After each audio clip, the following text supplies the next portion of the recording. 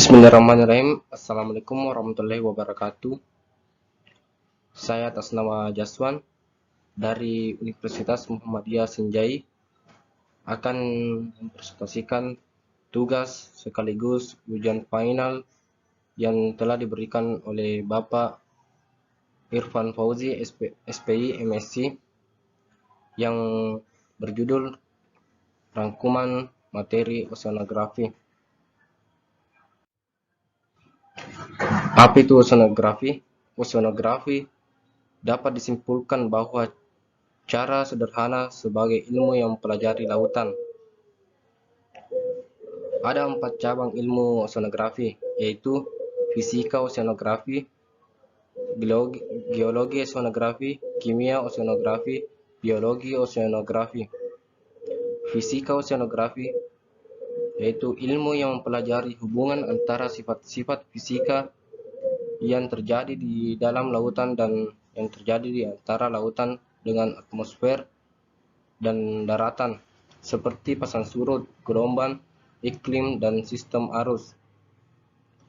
Gelombang oceanografi yaitu di dalamnya terjadi penelitian lapisan kerak bumi, gunung berapi, dan terjadinya gempa bumi.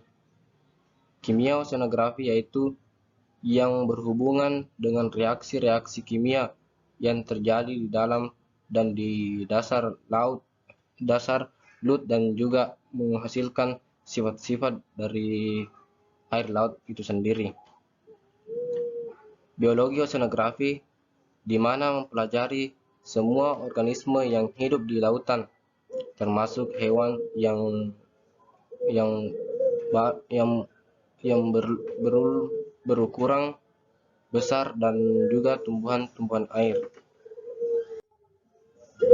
Adapun sejarah oceanografi, penelitian kelautan yang tertua di Indonesia adalah Lembaga Oceanografi Nasional yang berada di bawah Lembaga Ilmu Pengetahuan Indonesia (LIP) yang kini telah berubah namanya menjadi Pusat Penelitian Oceanografi. Cikal bakal dari lembaga penelitian ini dulu bernama Zoology Museum Enwidenza yang didirikan pada tahun 1905. Penelitian oceanografi ini Indonesia pertama kali dilakukan pada tahun 1904 oleh Koningseb Benser ketika mendirikan laboratorium perikanan di Jakarta. Laboratorium pada ini tahun 1919 diubah menjadi Laboratorium Biologi Laut dan akhirnya sejak tahun 1970 menjadi Lembaga Oceanologi Nasional. Selanjutnya, arus laut. Pengertian arus laut. Arus laut adalah massa air secara vertikal dan horizontal sehingga menuju keseimbangannya atau gerakan air yang sangat luas yang terjadi di seluruh lautan dunia. Adapun proses terjadinya arus laut berdasarkan arus Ekman adalah arus yang dipengaruhi oleh angin. Arus termohalian adalah arus yang dipengaruhi oleh densitas serta gravitas. Arus pasut adalah arus yang dipengaruhi oleh adanya pasut. Arus geostropik adalah arus yang dipengaruhi oleh adanya gradien tekanan mendarat serta juga gaya Crowley. Selanjutnya, arus windrift current adalah arus yang dipengaruhi oleh adanya pola gerakan angin serta terjadi lapisan permukaan.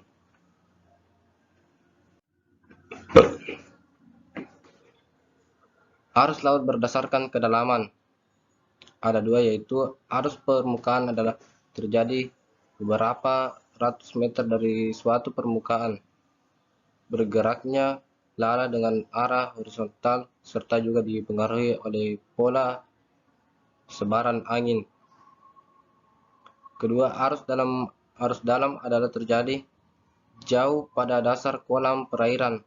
Arah pergerakan itu tidak dipengaruhi oleh adanya pola sembara angin serta juga membawa massa air dari daerah kutub ke daerah yang ekuator. Beberapa perbedaan upwelling dan downwelling.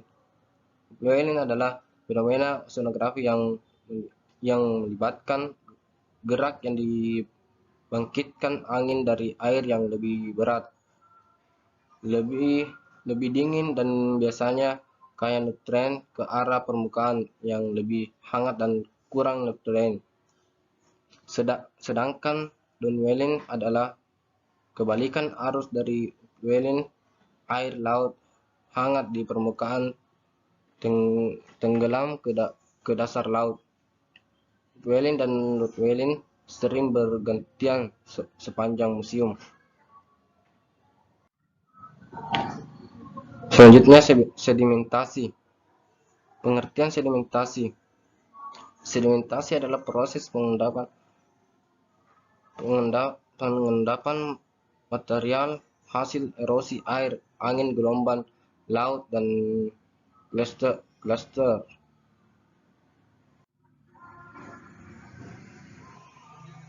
Asal sedimentasi yaitu sedimen igneous merupakan sedimen yang berasal dari sisa bingkisan batuan di darat. Partikel batuan diangkut dari daratan ke lautan oleh air hujan dan oleh sungai. Kedua, sedimen biogeneus merupakan sedimen yang berasal dari sisa-sisa rangka organisme hidup yang membentuk partikel halus. Sedimen ini digolongkan ke dalam dua tipe, yaitu clareous dan siliceous. Selanjutnya sedimen hydrogeneous. Sedimen yang terbentuk dari hasil reaksi kimia dalam air laut, contohnya bongkahan mangan yang berasal dari endapan lapisan oksigen dan hidroksida besi dan mangan. Selanjutnya sedimen cosmogeneous merupakan sedimen yang berasal dari berbagai sumber dan mau ke dalam laut melalui jalur media udara. Sedimen ini berasal dari luar angkasa. Aktivitas gunung berapi berbagai partikel yang terbawa angin. Adapun jenis sedimentasi laut yaitu sedimen biogenik pelagis dan sedimen tergian pelagis.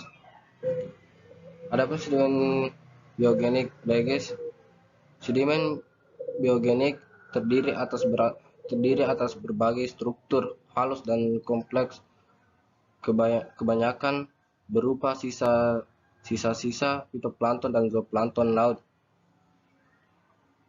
Pembentukan sedimen ini tergantung pada beberapa faktor lokal seperti kimia, air, dan kedalaman serta jumlah produksi primer di permukaan air laut. Selanjutnya sedimen tergian pelagis. Ada dua cara materi tersebut sampai ke lingkungan pelagis.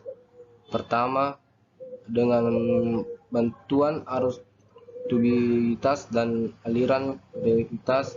Kedua, melalui gerakan es, yaitu materi glasial yang dibawa oleh bongkahan es ke laut lepas dan mencair. Faktor-faktor penyebab terjadinya sedimentasi. Yang pertama, pasang surut. Wilayah pantai yang mengalami peristiwa pasang surut, tipe campuran kondom ke dalam memiliki berbeda dengan wilayah pantai yang hanya mengalami pasang surut harian tunggal, di mana wilayah surut harian ganda dan campur kondom ke ganda mengalami proses transportasi sedimen yang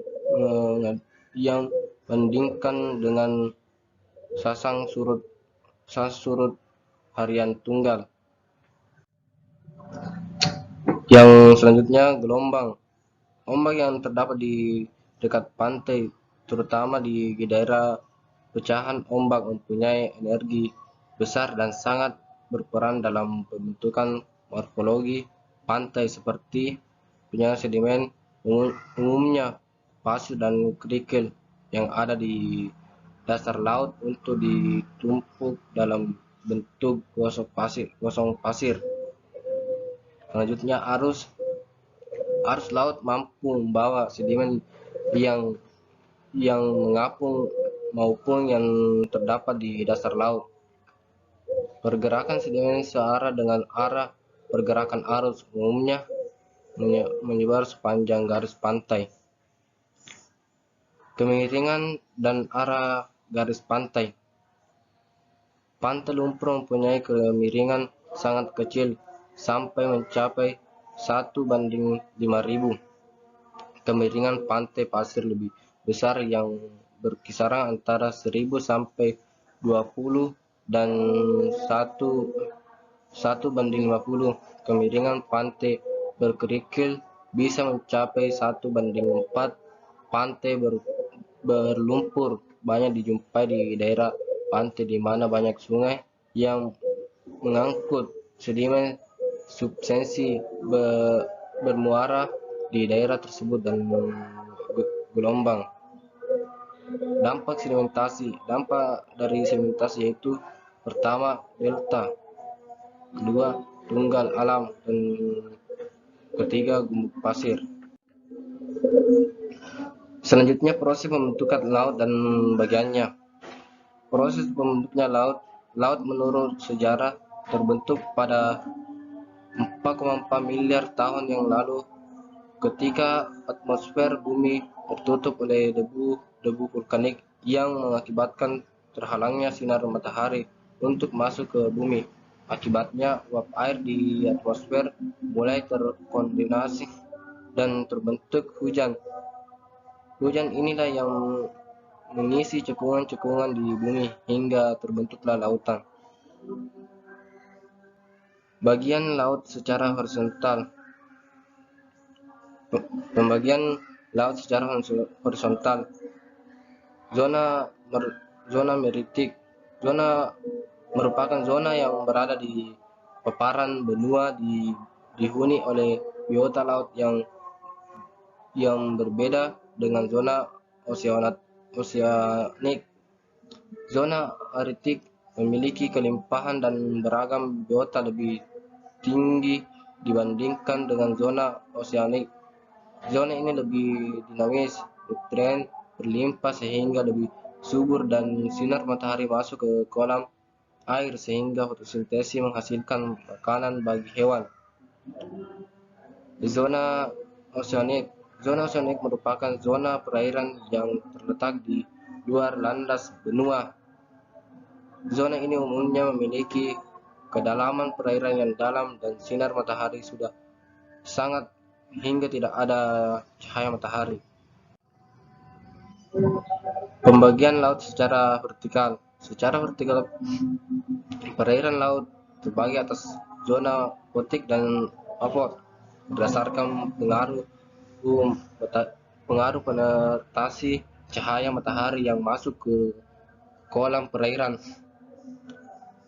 Zona potik merupakan zona di mana cahaya matahari masih dapat menembus perairan, sedangkan zona apotik merupakan zona yang sudah tidak dapat menembus oleh sinar matahari. Sekian, itulah tadi hasil rangkuman saya. Lebih dan kurangnya mohon dimaafkan. Sekian dan terima kasih. Assalamualaikum warahmatullahi wabarakatuh.